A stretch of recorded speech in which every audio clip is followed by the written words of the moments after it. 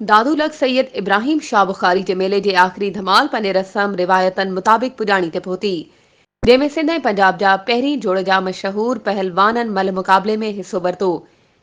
इन हवाले सां दादू मां रिपोर्ट करे रहियो आहे CN न्यूज़ जो रिपोर्टर रब्बानी बलोच। जी रब्बानी, छा तफ़सील आहिनि? सुभाणे खां भान सैदाबाद में सखी शाह सुलेमानी ॾोढी उते पहलवान साग मंगने जे ऐं सिजाद अधिकारी हुकुम कयो आहे त को मल बिना सॾ वारो न अचे ऐं उते बाक़ाइदे अमीर वेंदा। हींअर मूं सां मौजूद आहे ॿिए जोड़ जो मशहूर पालन सिजाद अधिकारी, उनखां पुछा करण छा वीचार आहे। अदा पहलवान सुंदरा कयो वो मल पहलवान सुंदरा कयो सेज सां पहुचण वारा पुलियान 2-3 महीना लॉकडाउन वागे सिस्टम लगो पियो मेला अॼु साफ़ फिल्म पहुतो आहे माशाल्लाह जा आखिरी धमाल मोहतरम बुखारी जे मेले जे आखिरी धमाल हीअं ॾाढा रब्बानी बलोच दादू मां साफ़ी पहुता आहिनि और रब्बानी बलोच पंहिंजे टीम सां पहुतो आहे साहिर खान शाह ऐं उस्मान कोटी।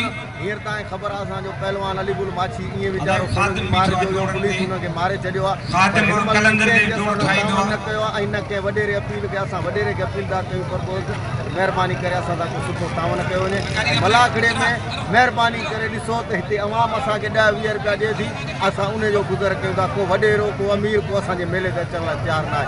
असां तव्हांखे हथ ॿधी अर्दा कयूं यार महिरबानी करे, हे सिंध जी सखावत आहे पहलवानी। असांजे अबा ॾाढा वधि मां वधि शेयर कयो ऐं वीडियो खे मथे मोकिलियो। पहलवान गुलशन चांडियो ऐं ज़रदारी मुमताज़ अली ज़रदारी मां अमीर सैज अमीर फ़कीर महिरबान आबिद अली खान हनीमेश खान। रब्बानी तफ़सीलनि खां आगाह करण जे लाइ वधीक ख़बरुनि ऐं अपडेट्स जे लाइ असांजे चैनल खे सब्सक्राइब कयो ऐं हा, बेल आइकन खे प्रेस करण न विसारजो त जीअं असांजी हर नई अचण वारी वीडियो तव्हां ताईं पहुची